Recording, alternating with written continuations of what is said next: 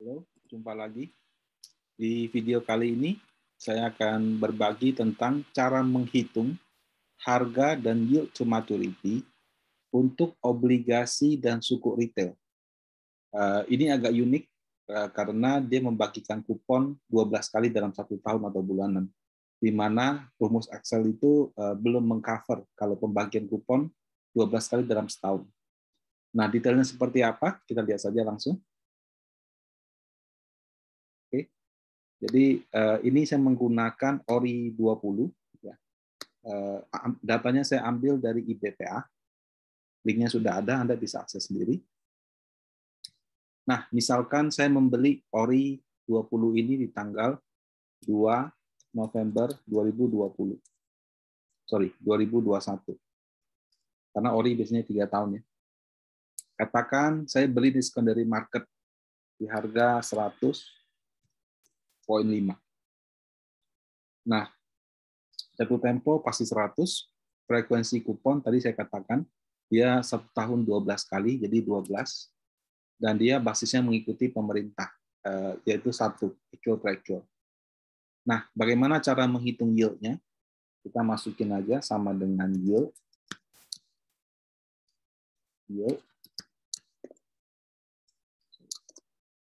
settlement, maturity, kupon, rate-nya kupon, price, redemption, frekuensi, basis harian tadi ya, C10. Nah, NUM. Kenapa NUM? Karena dia kuponnya 12 kali dalam setahun. Dia cuma bisa 1 ya, kalau setahun sekali, 2 obligasi pemerintah, atau 4 obligasi korporasi. Tapi nggak ada 12.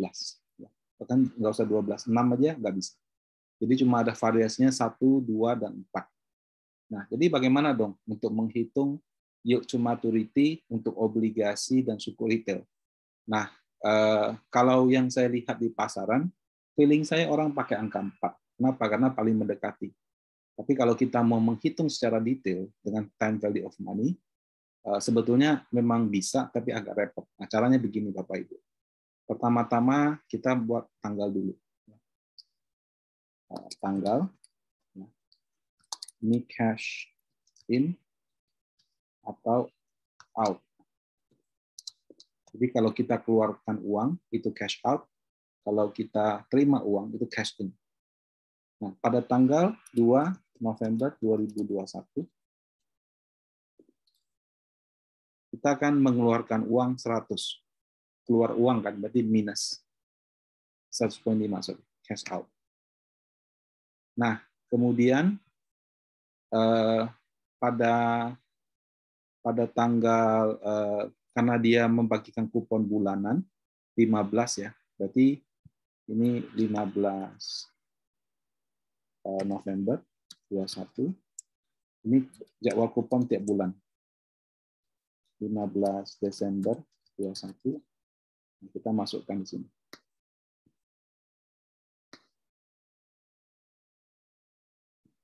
Saya agak kecilkan, kan sampai 2024 ya.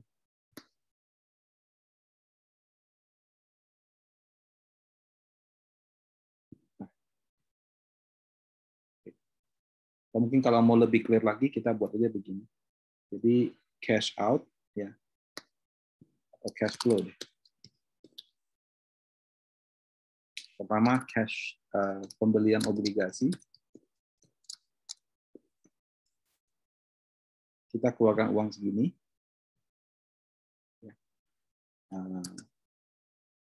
Kemudian kita juga bayar namanya accrue interest.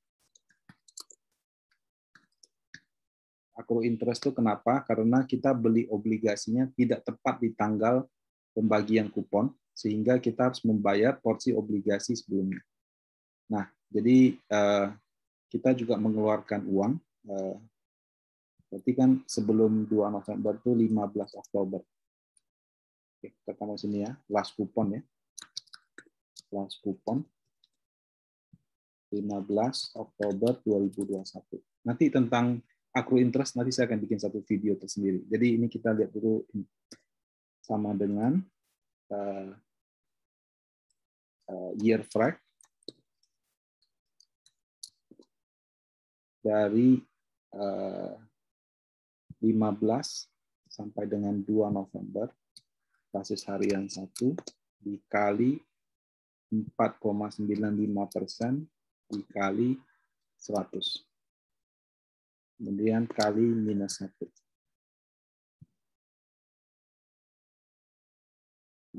Dan saya bikin jadi oke. Ya. Jadi jumlah uang yang kita keluarkan adalah 105 dan accrued interest minus 0,24. Kita kemudian terima kupon. Berapa kupon yang kita terima? Berarti sama dengan ini bagi 12 dikali 100. Ini kupon yang kita terima setiap bulan sampai dengan jatuh tempo.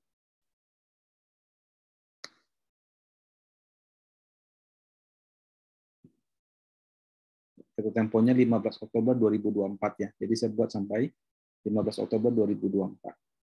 Kemudian jatuh tempo kita akan terima 100. Jadi aliran kasnya seperti ini. Kita keluarkan uang 105, keluarkan uang accrued interest, terima kupon, dan terima jatuh tempo. Jadi cash flow-nya adalah begini. Cash flow, net cash flow ya. Cash flow, kita sama dengan semuanya. Jadi kita keluarkan uang segini, terima segini setiap bulan, dan jatuh tempo ini.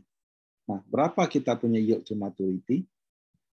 Nah, kita menghitung, ya tadi ini nggak bisa dengan 12 ya. Kita pakai rumus sama dengan XIRR. Jadi values-nya ini. Kemudian tanggalnya ini.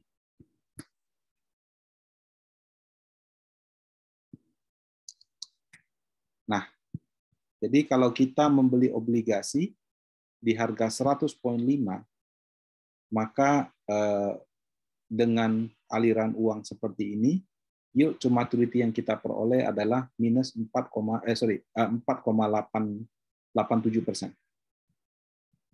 Ya mendekati juga sih kalau kita hitung dengan yield dengan 4 ya. Jadi kalau kita hitung yield 4 ya, trade, settle, trade maturity, rate, price, redemption, 4 dan 1. Ya. Ini 4,77, tapi yang benar harusnya 4,87. Kenapa lebih besar, Pak? Karena kita terima uangnya setiap bulan. Jadi kita diasumsikan memiliki kesempatan lebih banyak untuk membungakan uang itu.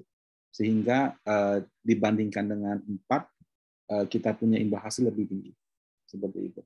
Kalau ini kan kita terima bunga tiap 3 bulan. Artinya saya baru setiap 3 bulan sekali saya baru punya kesempatan membungakan kembali uang itu. Sementara kalau dengan 12, saya punya kesempatan membungakan terus-menerus. Jadi ada efek compounding interest. Sehingga dia punya angka lebih tinggi. Ya, walaupun ya pada prakteknya feeling saya orang-orang yang jual obligasi perbankan menggunakan 4 dalam rumusnya, ya, karena tidak ada rumus 12 dalam Excel, sehingga mungkin orang menggunakan ya paling mentok 4. Tapi kalau yang benar dihitung seperti ini. Nah, ya ini bisa diubah kalau misalkan tanggalnya berubah ya. Misalnya saya tanggal 10 Oktober, 10 November 2021, harga belinya misalkan 99,5, ya nanti menyesuaikan. Ingat harus ada last coupon. Last coupon itu adalah kalau dia baru terbit pertama kali tanggal penerbitan, kalau dia sudah pernah bagi kupon, maka kupon yang paling mendekati harga transaksi.